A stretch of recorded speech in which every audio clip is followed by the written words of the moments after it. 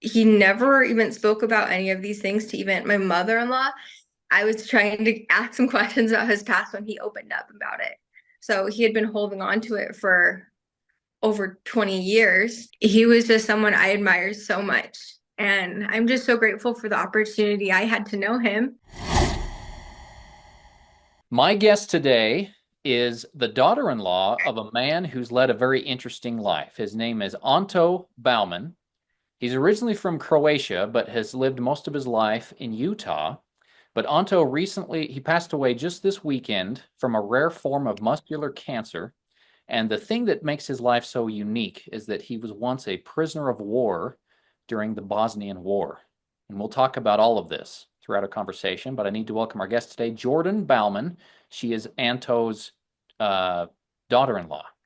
Jordyn, thank you so much for taking some time with me. Definitely. How's the family? Anto just passed away on Saturday. Yep, yesterday morning. And it's kind of just hard to believe. We definitely thought we had a lot more time.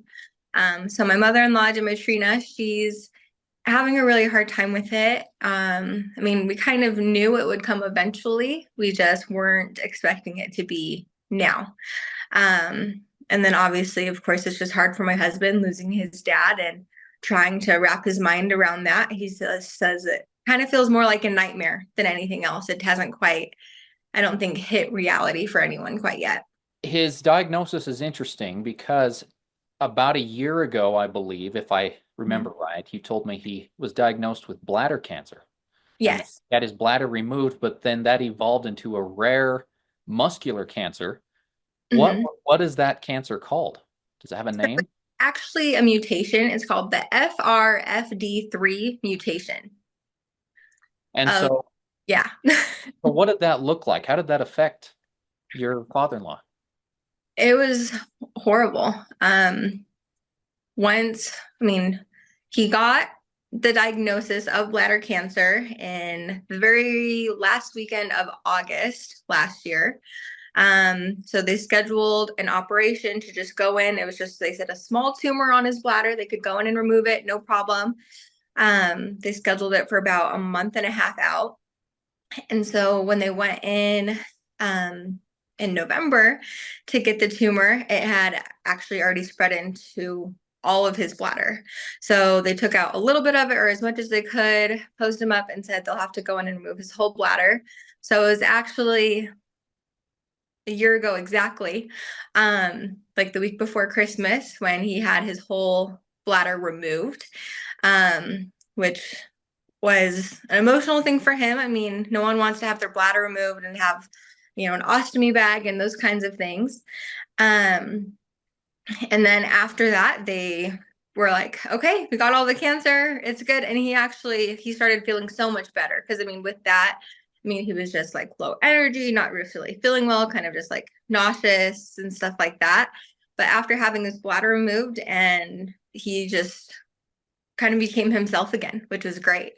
Um, and then unfortunately, when they went in for like this, the 3 month check, do some more scans, make sure they got it all kind of thing, they found a tumor on his lungs. And so they went in and did a biopsy, and it was actually the same bladder cancer, but had spread to his lung. So they like, okay, we can't treat it as lung cancer because it's bladder cancer on your lung. But unfortunately, where it was located, they couldn't go in and just remove it. So they started with chemotherapy the beginning of April. He went in for just kind of his full body MRI and CT scans, and the cancer had spread. They kind of just noticed little nodes, if you will, in different parts of his body. And there was also a bump on his back. And it was just kind of a small, you'd almost think of it as like, I don't know, a cyst maybe, you could think of it. But we just wanted to check that out as well. So they did a biopsy, and that's when they had to give us the news that it had unfortunately mutated into what's called that FRFD3, basically bladder cancer mutation. They said it's very rare, but luckily down at the Huntsman, Cancer Institute, there was a doctor who was researching this. There was one other patient in Utah that he was treating, and there's only about 174 people in the world who have it diagnosed and who are being treated for it. Wow. So very rare. Yes. And that we got that diagnosis, I believe it was the end of July this year. And here it is, just 10 days before Christmas. He unfortunately passed. By the way, I'm glad you brought up that he was at Huntsman Cancer Institute, because I neglected to explain at the beginning. The reason we're chatting over Zoom today is because you are in Salt Lake this weekend. Yes. You were visiting Anto and his wife, and so that's why we're not talking in person today, just for people who are watching. But Jordyn, I wanted to talk about Anto's life. Yeah. He's had a very interesting life. Yes. So we mentioned in the beginning, he was born in Croatia. Mm-hmm. How did he end up in the United States? Yeah, so he was born in Croatia. Back then it was Yugoslavia before it separated. And so Yugoslavia, and he was there. He was actually in like the Navy back when they had to choose like 4 years or whatever of any type of military to do back then. And so he was in the Navy for a little bit, was out, met my mother-in-law. She was actually from Bulgaria.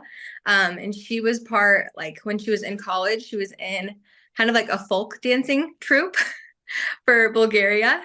And so she was traveling, and this was before the war, and they met and didn't know each other's languages very well, but they liked each other so much that they made it work.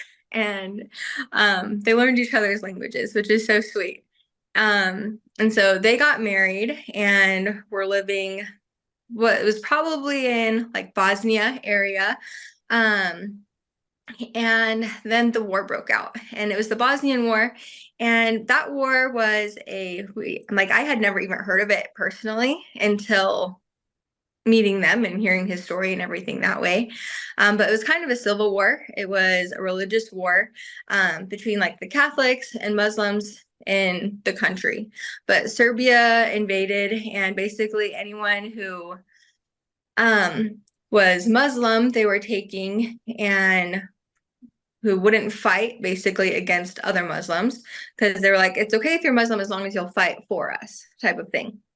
Well, my father-in-law, he was Catholic, but he had like family and cousins who were Muslim. And he's like, well, I'm not going to go fight against my cousin in the north just because you want me to, type of thing. So he was like, no, I'm not going to do that. So my mother-in-law, I mean, at this time, the war was breaking out. They had started different invasions of cities and things in areas.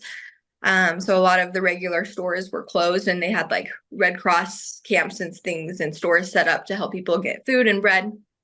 So she said she had gone to the store to get some bread, and when she came back, he was gone. The door was open and he had been taken.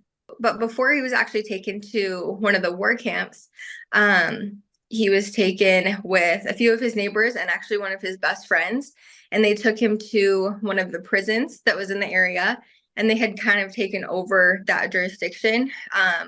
But because different like countries were coming in and trying to help, they stored them in the basement of this prison. And the guards were ruthless, and they did Russian roulette on them every day. And somehow my father-in-law survived. Oh, when you say Russian roulette, you mean like you could die today? Yes. He said he had a Yeah. gun pointed to his head every single day, and they would spin it and do that. So he actually saw one of his best friends killed right in front of him, as well as neighbors and other people that he knew. And he said the US actually came in, and they were looking for people and helping that way.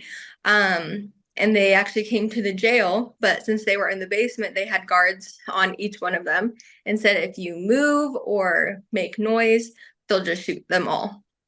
and take the consequences.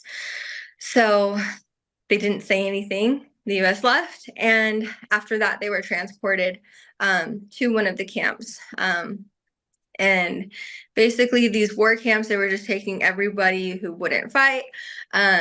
Even eventually, his mom, my husband's grandma, was actually taken to one of these camps as well.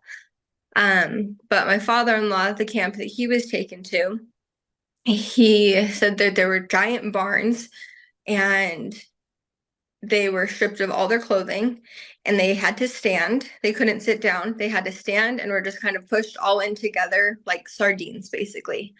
He said they weren't given food much. If they were, it was usually bread that most of the time was like moldy bread.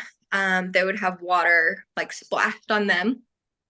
And it was, I mean, if he saw people beaten, women were raped by different guards and things, and depending on, what country and stuff they were from. And he never even spoke about any of these things to even my mother-in-law until it was about 4.5, 5 years ago at Thanksgiving then, when I was trying to ask some questions about his past when he opened up about it. So he had been holding on to it for over 20 years. My heavens. Mm-hmm. And So then finally able to let it out. 4 or 5 years ago, this comes out. Mm-hmm. What was your reaction? Yeah. I mean, we all knew that he had been taken as a prisoner of war and was in a war camp or concentration camp, but he never gave any detail, basically, besides that.